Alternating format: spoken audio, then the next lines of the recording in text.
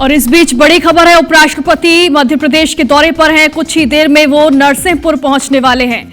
जगदीप धनखड़ का मध्य प्रदेश दौरा है, कुछ ही देर में वो नरसिंहपुर पहुंचने वाले हैं। और एक अपडेट आपको दे दें, उपराष्ट्रपति जगदीप धनखड़ नरसिंहपुर पहुंच चुके हैं। आज विकास कार्यों की सौगात देने वाले हैं। कुछ ही देर में आपको बता दें कि वो पहुंचने वाले थे, ये जानकारी मिल रही थी, लेकिन अब एक बड़ा अपडेट सामने आ रहा है। उपराष्ट्रपति जगदीप धनखड़ नरसिंहपुर पहुंच चुके हैं।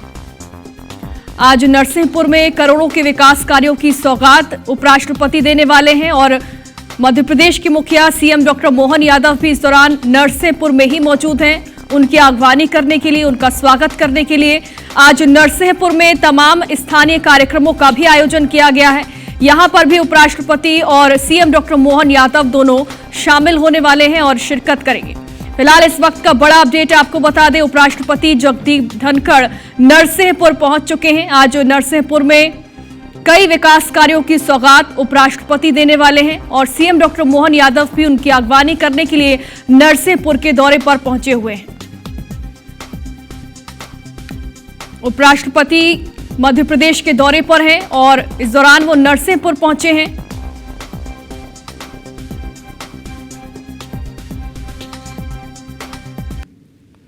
और आपको बता दें कि सीएम डॉक्टर मोहन यादव भी इस वक्त नरसिंहपुर में मौजूद है, जो कि उपराष्ट्रपति जगदीप धनखड़ की अगवानी करने के लिए वहां पर पहुंचे हैं। आज नरसिंहपुर में तमाम विकास कार्यों की सौगात नरसिंहपुर को मिलने वाली है और कई स्थानीय कार्यक्रम भी आज नरसिंहपुर में आयोजित किए गए हैं, जिसके चलते उपराष्ट्रपति नरसिंहपुर पहुंचे हुए हैं। सीएम डॉक्टर मोहन यादव भी उनकी अगवानी करने के लिए नरसिंहपुर के दौरे पर हैं और अब से थोड़ी ही देर में कार्यक्रमों की शुरुआत होगी। सीएम डॉक्टर मोहन यादव भी कार्यक्रम में आपको बता दें कि मौजूद हैं। कार्यक्रम स्थल वो भी पहुंच चुके हैं। उपराष्ट्रपति जगदीप धनखड़ का उन्होंने स्वागत किया, अगवानी की। मध्य प्रदेश के मुखिया डॉक्टर मोहन यादव भी नरसिंहपुर में मौजूद हैं और करोड़ों के विकास कार्यों की सौगात आज नरसिंहपुर को मिलने वाली है। इसी के चलते उपराष्ट्रपति जगदीप धनखड़ भी आपको बता दें कि नरसिंहपुर पहुंचे हैं, मध्य प्रदेश के नरसिंहपुर के दौरे पर हैं।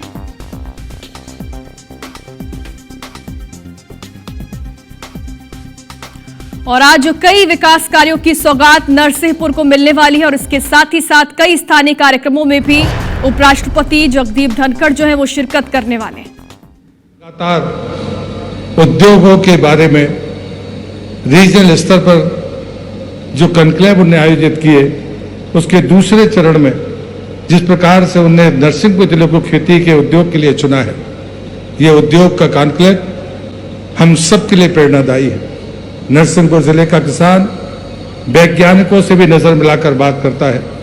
कोई भी अनुसंधान देश में हो, उसका एक उपस्थिति आपको नरसिंहपुर की धरती पर मिलेगी। ऐसे में नरसिंहपुर के सभी किसान भाइयों का भी हृदय से स्वागत और अभिनंदन करता हूं। मंच पर उपस्थित मेरे मंत्रिमंडल के सहयोगी वरिष्ठ मंत्री सम्मानीय उदय प्रताप सिंह जी, प्रभारी मंत्री सम्मानीय गोविंद सिंह जी, कृषि मंत्री सम्मानीय अदल सिंह कंसाना जी, हमारे उद्यानिकी मंत्री सम्मानीय नारायण, इधर से मैं स्वागत करता हूं। हमारे तीनों सांसद, केंद्रीय मंत्री, वरिष्ठ जनजाति नेता सम्मानीय फग्गन सिंह जी कुलस्ते, होशंगाबाद के सांसद सम्मानीय दर्शन सिंह जी चौधरी जो स्वयं किसान नेता हैं, मैं उन, और श्रीमती माया नारोलिया जी जो राज्यसभा की सांसद हैं, मैं तीनों अपने संसद के साथियों का हृदय से स्वागत और अभिनंदन करता हूं। हमारे दोनों सम्मानीय विधायक सम्मानीय विश्वनाथ सिंह जी, सम्मानीय महेंद्र सिंह जी, जिला पंचायत की अध्यक्ष सम्मानीय श्रीमती काकोड़िया जी और पार्टी के जिले के अध्यक्ष सम्मानीय पाठक जी का मैं इस मंच पर स्वागत करता हूं।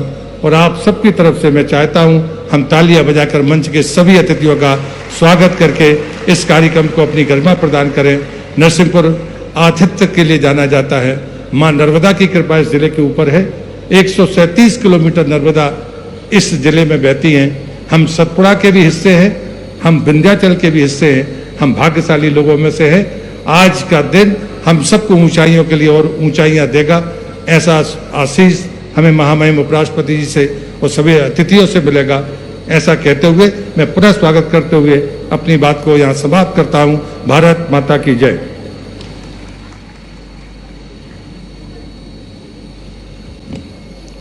बहुत बहुत धन्यवाद माननीय पंचायती राज एवं ग्रामीण विकास मंत्री श्री प्रहलाद पटेल जी स्वागत उद्बोधन के लिए। और इसी क्रम में आगे बढ़ते हुए मैं आग्रह करती हूँ माननीय उपराष्ट्रपति महोदय जी, माननीय राज्यपाल महोदय जी, माननीय मुख्यमंत्री जी से कि वे अब हमारे बीच कुछ किसान भाई होंगे उनको सम्मान देने की कृपा करें।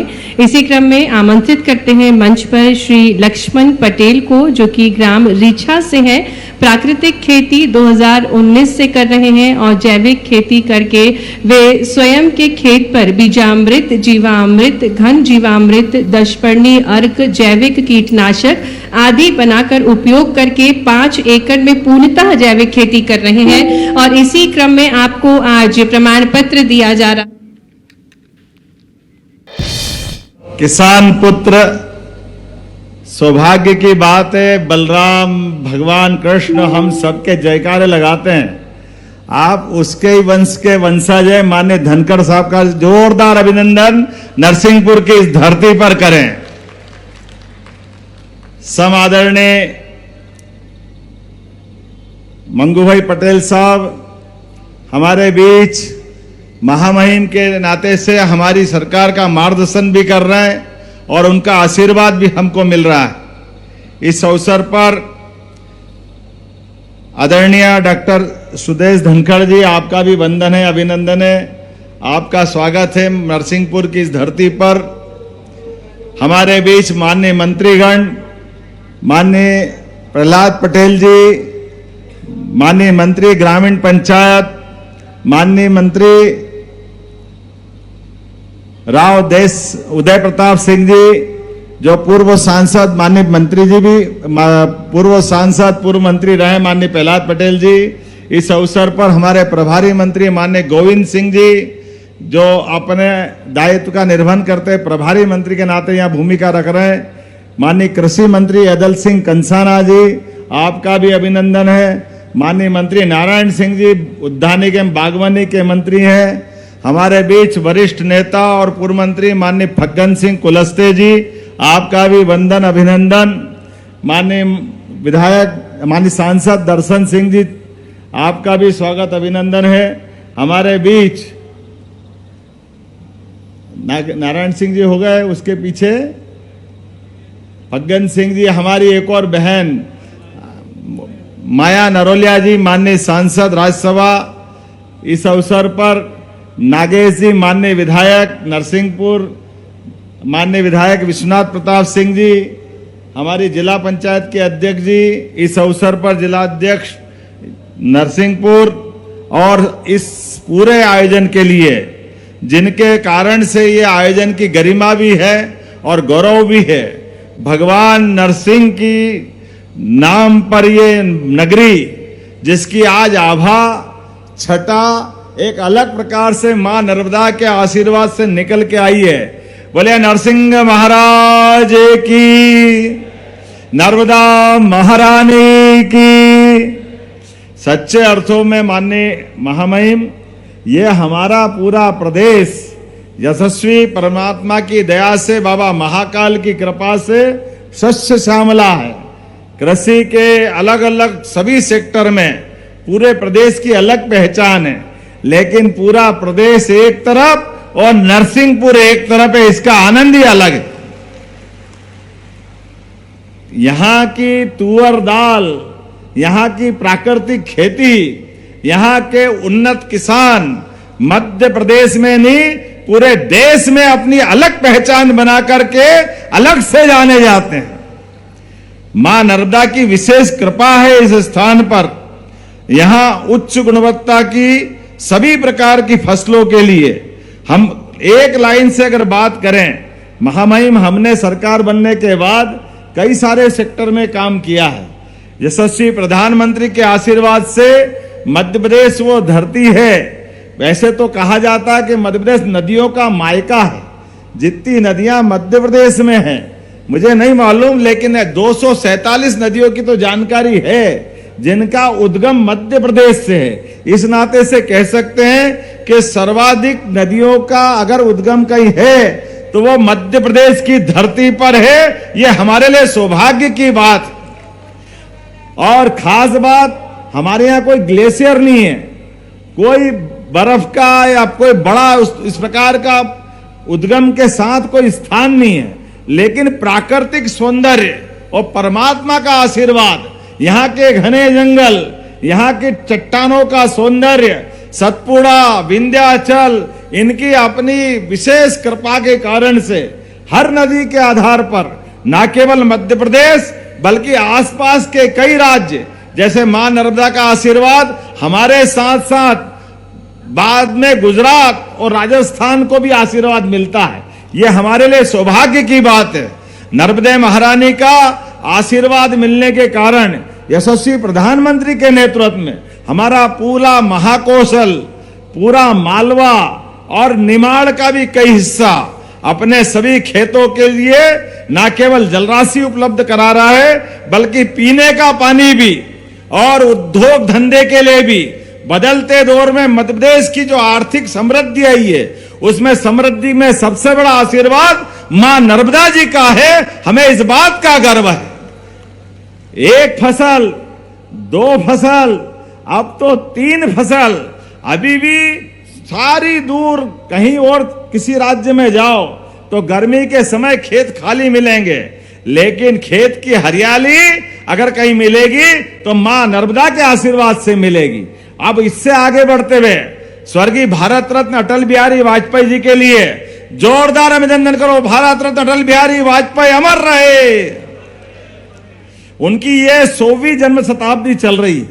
उनने एक सपना देखा था केन बेतवा नदी का। मुझे इस बात की प्रसन्नता है, यशस्वी प्रधानमंत्री के आशीर्वाद से हमारा पूरा बुंदेलखंड और उत्तर प्रदेश का बुंदेलखंड केन बेतवा नदी जोड़ो अभियान के माध्यम से 1 लाख करोड़ की धनराशि हमको मिल रही है। जैसा यह हमारा महाकोश और मालवा उद्योग धंधों के साथ खेती किसानी में लहलहा रहा है, ऐसे ही बुंदेलखंड का भी माहौल बदलने वाला है। उसका भूमि पूजन हो चुका है। एक और नदी जोड़ो अभियान जो हमारा पार्वती, कालीसिंध, चंबल, राजस्थान के साथ हमारे बीच, ये 2 नदी जोड़ो अभियान तो बड़े जुड़े ही हैं, लेकिन एक और तीसरा नदी जोड़ो अभियान ताप्ती के साथ, महाराष्ट्र सरकार के साथ भी एमओयू होकर के हम विश्व की 3 बड़ी नदी जोड़ो अभियान के एकमात्र राज्य के नागरिक आनंद में डूबेंगे जब सभी खेतों के लिए पर्याप्त पानी देते हुए हमारे यहाँ पर ये फसलों के मामले में भी। मुझे अभी का भंडारण बताना चाहूंगा। गेहूं का उपार्जन देश में दूसरे नंबर पर सर्वाधिक कहीं से हुआ है तो मध्य प्रदेश की धरती से हुआ है। और 2600 रुपए क्विंटल में अगर गेहूं खरीद करके किसानों की जिंदगी बेहतर करने का काम किया है तो जोरदार अभिनंदन करो यशस्वी प्रधानमंत्री के माध्यम से। 2600 रुपए क्विंटल देश में सर्वाधिक दाम देकर के 175 का बोनस हमने दिया है और 2600 रुपए क्विंटल गेहूं खरीदा है। जब गेहूं की बात कर रहे हैं तो यहां तो दाल का कटोरा है, अरहर की दाल जिसको हम तुअर की दाल भी बोलते हैं, ये सर्वाधिक रूप से यहां नरसिंहपुर का तो जीआई टैग मिला है इसको, इसी नरसिंहपुर के स्थान पर। लेकिन अब धीरे धीरे कर कर हमने कहा कि जब हमारे उद्योग धंधे के लिए अलग प्रकार से देश में लगभग 30 लाख करोड़ का निवेश मध्य प्रदेश को मिला है, 22 लाख के आसपास लोगों को रोजगार मिलेगा। लेकिन सच्चे अर्थों में खेती किसानी की और समृद्धि होना चाहिए, किसानों की जिंदगी और बढ़िया होना चाहिए। खेतों में फसल लगाए तो उनका उत्पादन और बढ़ना चाहिए। एक एक फसल का दाम और एक एक फसल की क्वालिटी बेहतर से बेहतर हो जाए, सरकार इसलिए लगातार अभियान चला रही है। यशस्वी प्रधानमंत्री श्रीमान नरेंद्र मोदी जी के लिए जोरदार अभिनंदन करें। नरेंद्र मोदी जी के लिए जिनके आशीर्वाद से महिला, किसान, युवा, गरीब सब वर्ग के कल्याण के लिए हम काम कर रहे हैं। आज आपका आशीर्वाद किसानों को मिला है। आज से 5 दिन बाद मध्य प्रदेश की धरती पर दुनिया के सबसे बड़े लोकतंत्र के सबसे बड़े नेता फिर मध्य प्रदेश आ रहे हैं। भोपाल में महिला शक्ति को आशीर्वाद देते हुए बहनों की सशक्तिकरण की हमारी उस संकल्प की यात्रा के माध्यम से आशीर्वाद देकर के वो हमारी सरकार के माध्यम से मैं केवल बताना चाहूंगा, आंकड़े गवाह इस बात के कि हमारे इस प्रदेश के अंदर जहां एक तरफ 2002-03 तक प्रति व्यक्ति आय केवल 11,000 थी, 2002-03 तक 1956 में मध्य प्रदेश बना है, लेकिन आज 2025 में 2003 से चलकर 25 में 1,52,000 रुपया प्रति व्यक्ति आमदनी हुई है। यह हमारे मध्य प्रदेश के अंदर विकास हुआ है। जब ताली बजाना तो ऐसा लगना चाहिए कि हमारे महाकौशल के लोग बैठे हैं। और एक के बाद एक हमारी सरकार भी इतने प्रकार से काम कर रही है कि हमने प्रति हार्स पावर, वैसे तो 5 हार्स पावर के ऊपर 53,000 की सब्सिडी हमको देना पड़ती है और 7,500 रुपया हम किसानों से लेते हैं 1 साल बिजली देने के लिए। लेकिन महामहिम आपको बताना चाहेंगे, अब हमने निर्णय किया है सोलर पंप 25% के 10% किसान से लेंगे और 90% सरकार अनुदान देगी। तो इसका मतलब आने वाले समय में बिजली के बिल से छुट्टी, किसान अपनी जितनी चाहे फसल करे, उनके जीवन की बेहतरी के लिए काम कर रहे हैं। हमारे लगभग 32 लाख किसानों को सोलर पंप देने की हमने योजना लागू कर दी है। क्रमशः धीरे धीरे 5 horse power, 10 horse power, 2 horse power, 3 horse power सभी के लिए ये सोलर पंप देते हुए हम इनकी जिंदगी बेहतर करने के लिए जा रहे हैं। आज यहाँ जो प्रदर्शनी लगी है, उन प्रदर्शनी के माध्यम से भी एक से बढ़कर एक कृषि यंत्र, जिनके माध्यम से इनकी खेती की वास्तव में आय भी बढ़ेगी, फसल का उत्पादन भी बढ़ेगा। और हमने तय किया है कि अभी हम फसल उत्पादन में तो बहुत आगे हैं, लेकिन कृषि आधारित फूड प्रोसेसिंग अभी हमारे यहाँ थोड़ी कम है।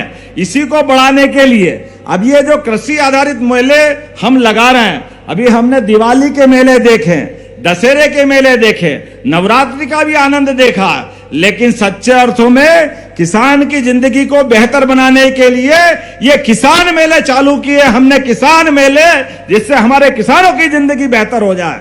उसी के सिलसिले में अलग अलग प्रकार के यंत्रों की आज, कल, परसों 3 दिन तक ये प्रदर्शनी लगेगी और हमारे किसानों को सब्सिडी के माध्यम से जितने जो यंत्र आप चाहोगे हमारी सरकार आपको देने के लिए तैयार है, क्योंकि किसानों की जिंदगी बदलने के लिए हमारी सरकार ने निर्णय किया है।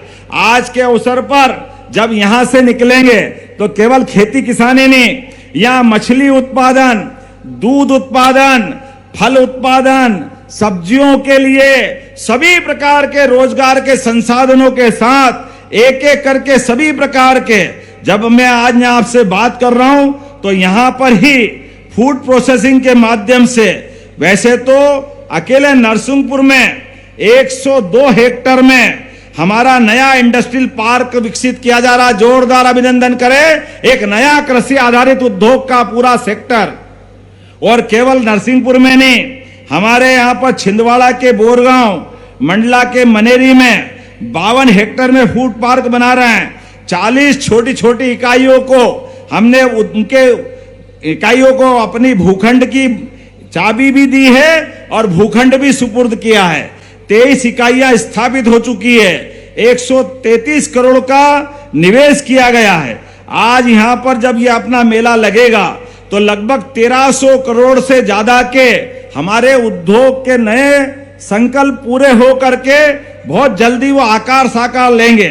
मैं जब आपसे बात कर रहा हूं महामहिम, तो हमारे लिए कृषि परंपरागत नहीं, नई तकनीक से, नवाचार के माध्यम से किसानों की जिंदगी बेहतर करने के लिए जब हम आगे बढ़ रहे हैं, और सोलर पंप मिलने में अगर देरी है तो परमानेंट बिजली कनेक्शन लेना है, तो पूरे देश में एकमात्र राज्य है मध्य प्रदेश जो केवल किसान को 5 हार्स पावर का कनेक्शन का पैसा 5 रुपए में उसको किसान का परमानेंट बिजली का कनेक्शन देने के लिए सरकार आगे बढ़ रही।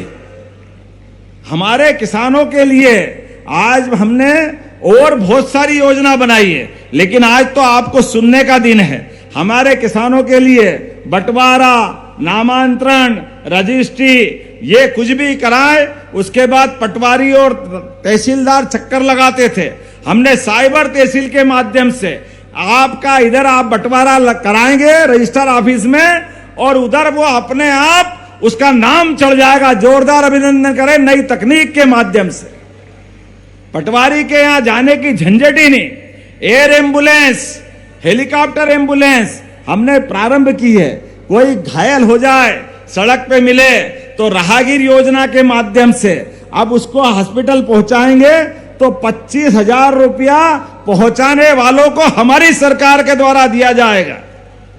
गरीब आदमी है, घायल है, ये तो मानवता होना चाहिए, उसकी चिंता करने का काम हम कर रहे हैं। और ज्यादा घायल है उसको नरसिंहपुर की बजाय जबलपुर पहुंचाना है, बंबई दिल्ली पहुंचाना है, तो केवल आयुष्मान कार्ड बनाए तो उसको हेलीकॉप्टर से उठा करके एयर एम्बुलेंस से पहुंचाने की व्यवस्था भी हमारी सरकार के माध्यम से की गई है। हेलीकॉप्टर का सवाल नहीं है, सवाल गरीब आदमी की जिंदगी बचाने का है। जहां हवाई अड्डा है वहां हवाई जहाज भेजेंगे, जहां हवाई अड्डा नहीं है हेलीकॉप्टर भेजेंगे। लेकिन गरीब से गरीब आदमी की, किसान व्यक्ति की आजकल के जमाने में जिस प्रकार से चिंता होना चाहिए, यशस्वी प्रधानमंत्री के नेतृत्व में लगातार ऐसे कई संकल्प हैं। दूध उत्पादन के लिए अभी आपने एक सज्जन को पुरस्कार दिया है। हमने निर्णय लिया है कि अब नई गौशाला खोलते हुए दूध उत्पादन के माध्यम से भी जो 25 गाय से ज्यादा लेकर के अपनी डेयरी स्थापित करेगा उसको 25% का अनुदान हमारी सरकार के द्वारा दिया जाएगा। और केवल गाय नहीं, भैंस भी पालना चाहे, अभी दूध उत्पादन में हमारे प्रदेश का देश के अंदर कंट्रीब्यूशन 9% का है। हम इसको धीरे धीरे बढ़ा करके 20% तक ले जाने वाले हैं। जिनके घर गाय वो गोपाल, जिनके घर गाय का कुल वो घर घर गोकुल। तो गोकुल वृंदावन बनना चाहिए कि नहीं बनना चाहिए? बोलो गोपाल कृष्ण भगवान की। एक एक करके ऐसे बहुत सारे काम हैं, लेकिन आज तो आपके बीच हम अपने पलक पावड़े बिछा करके आपका अभिनंदन कर रहे हैं, आपका स्वागत कर रहे हैं। और ये कृषि उन्नति के दृष्टि से एक तरह से मेले का संयोजन किया। सारे किसान भाइयों से निवेदन है, अलग अलग प्रदेश के सभी सेक्टर में, पहले हमने मालवा में मंदसौर में मेला लगाया, वो पूरे मालवा के लिए था। अब ये महाकौशल का है, नरसिंहपुर, जबलपुर, मंडला, डिंडोरी, इस पूरे बेल्ट के लिए। इसके बाद जुलाई में सतना में किसान मेला लगाने वाले हैं, बाद में चंबल में, मुरैना में मेला लगाने वाले हैं। एक एक करते करते और आखिरी में प्रदेश स्तर का मेला 12, 13, 14 अक्टूबर को भोपाल के पास सीहोर में लगाएंगे। अर्थात किसान के लिए केवल एक दिन की बात नहीं रहेगी, लगातार ऐसे विकास के हमारे कीर्तिमान बनेंगे, लगातार किसानों को प्रोत्साहित करते रहेंगे। मैं आज के इस अवसर पर और अधिक न बोलते हुए पुनः आपका मध्य प्रदेश की धरती पे स्वागत करता हूं, अभिनंदन करता हूं।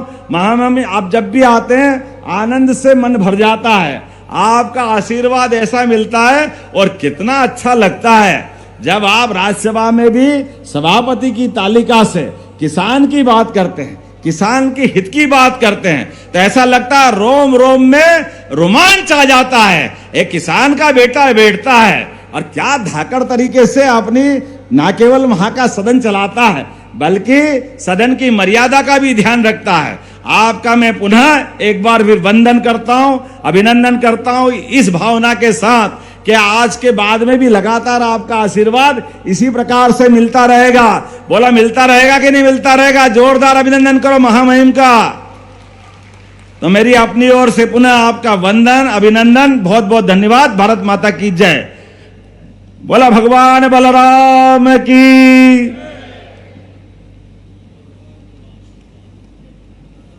बहुत बहुत धन्यवाद जी। और निश्चित ही आपके प्रयासों से, आपके योगेश्वर प्रयासों से और गोपाल दृष्टि। तो देखिए, मुख्यमंत्री डॉक्टर मोहन यादव को इस वक्त आप सुन रहे थे, नरसिंहपुर के कार्यक्रम में वो शामिल हुए हैं जहां पर सभा को संबोधित कर रहे थे। कृषि उद्योग समागम में इस वक्त शामिल हुए थे।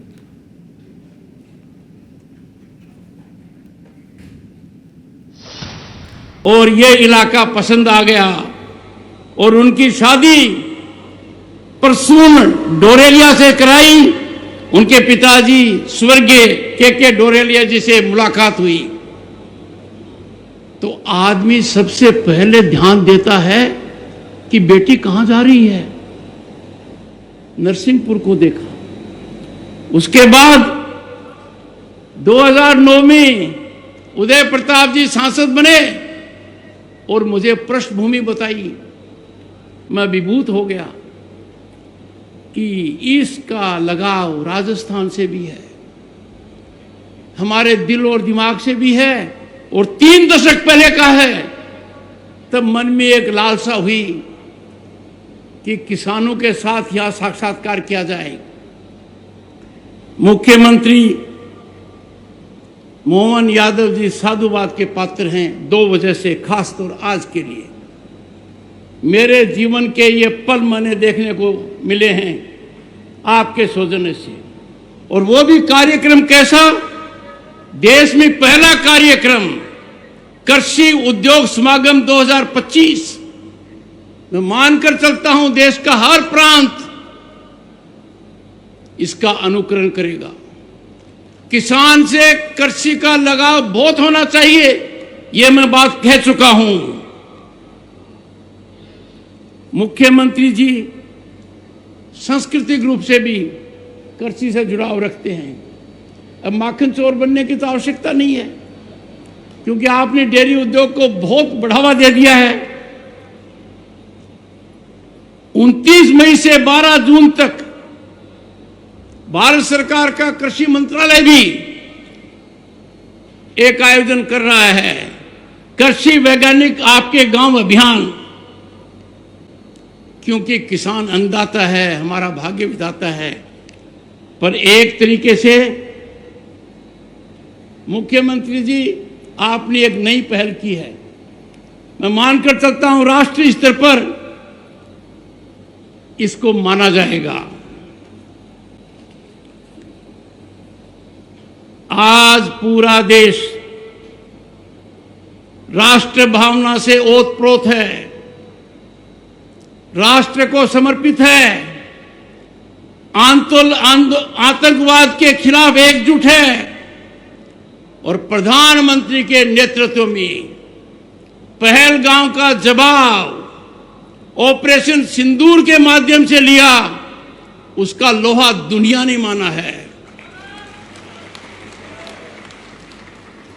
विश्व के इतिहास में ऐसा पहले कभी नहीं हुआ कि देश का प्रधानमंत्री बिहार से विश्व को एक संदेश देता है, जिन्होंने सिंदूर मिटाया है उनको धरती पर रहने का अधिकार नहीं है।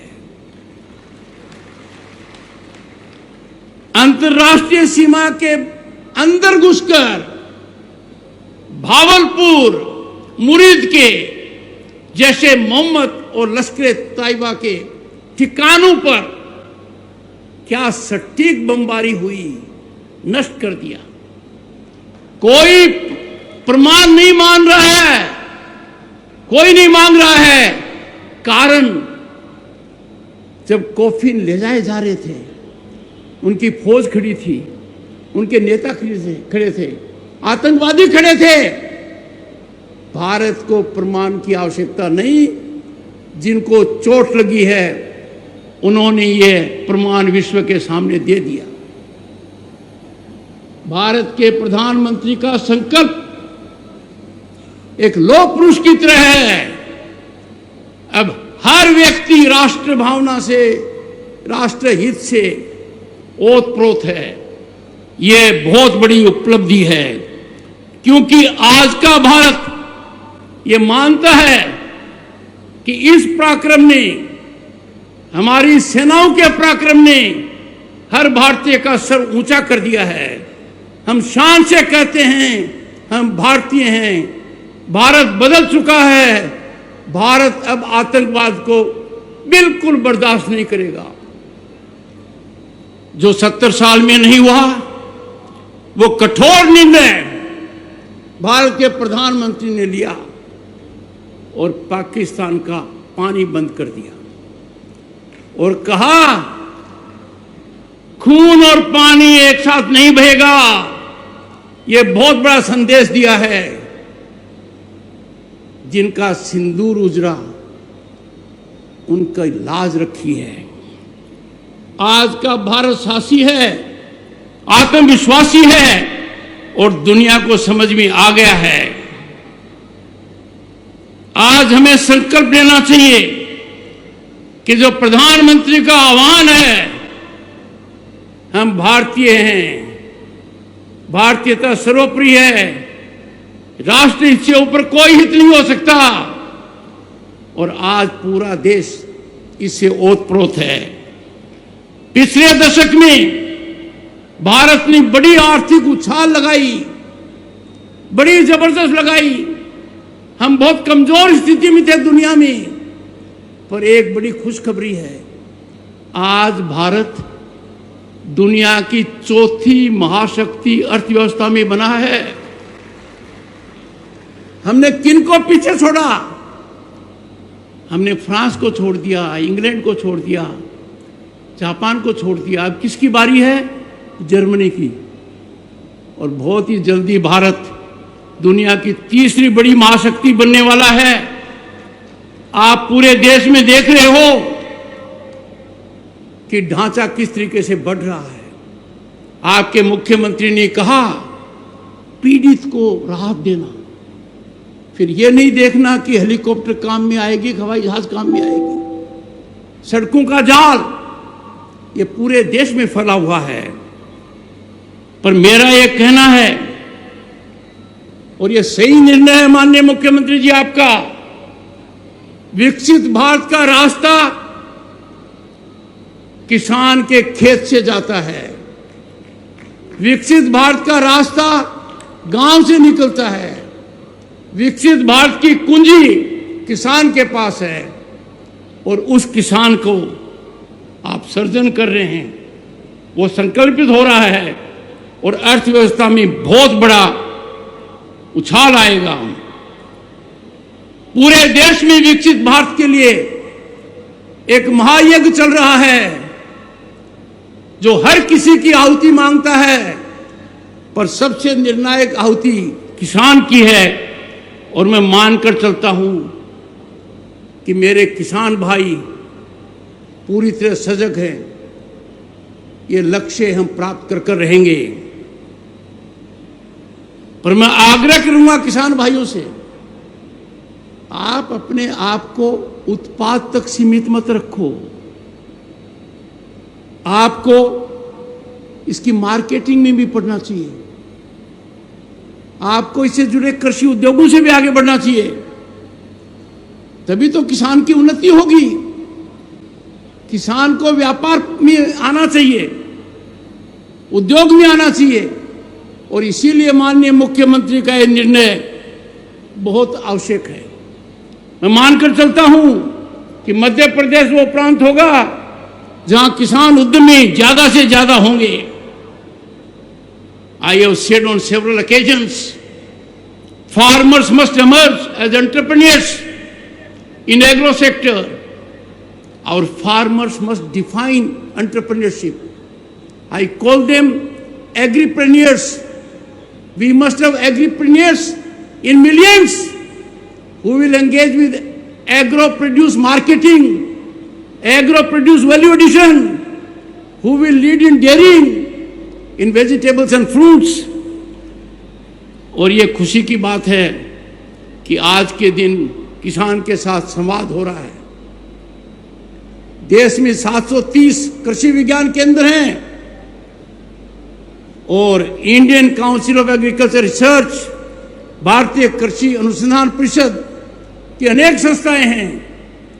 वो सब सजग हो गई हैं, जागृत हो गई हैं।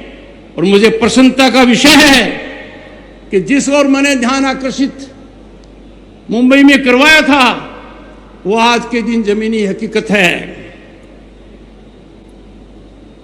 किसानों का सरकार का समर्थन बहुत ज्यादा है। किसान को हर तरीके से सरकार मदद कर रही है।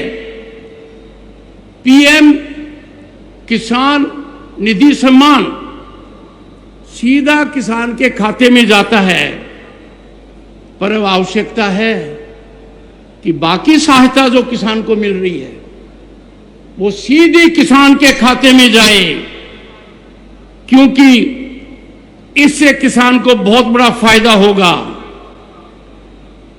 आज मैं मंच से ऐलान करना चाहता हूं सभी के लिए कि कृषि सिर्फ आर्थिक क्षेत्र नहीं है, कृषि का उद्योग से भारी लगाव है और माननीय मुख्यमंत्री ने यह पहल की है। हमारी आधी आबादी कृषि पर आधारित है। इसको देखकर मुझे बड़ा अच्छा लगा कि मैंने आज कृषि उद्योग समागम का उद्घाटन किया। मैं किसान भाइयों को सलाम करूंगा। आप अनाज ही नहीं उगाते, आप राष्ट्र की भूख मिटाते हैं, आप राष्ट्र को आत्मनिर्भर करने में सबसे बड़ी भूमिका निभाते हैं। अब देखिए, प्रधानमंत्री नरेंद्र मोदी ने एक पहल की, पीएम किसान निधि। अब तक 3,46,00,000 करोड़ रुपए 10 करोड़ किसानों के खाते में आ गए हैं। हर साल 3 बार यह रकम आती है, पर मुझे यह कहना है कि किसान की आमदनी में उत्थान आएगा जब हर सहायता किसान को सीधी मिलेगी। अमेरिका वो देश है जहां किसान परिवार की आय सामान्य परिवार की आय से ज्यादा है। इसका एक आधार है कि किसान को सीधी सरकारी सहायता मिलती है। हमारे यहां खाद को लेकर बहुत बड़ी सब्सिडी है, अन्य भी बहुत बड़ी सब्सिडी है, पर वो इनडायरेक्ट है।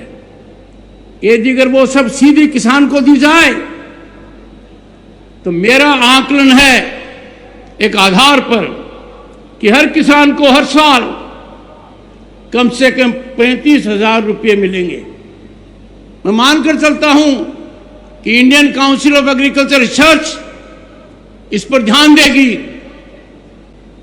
इस पर पूरी तरह से एक टिप्पणी का कागज निकालेगी।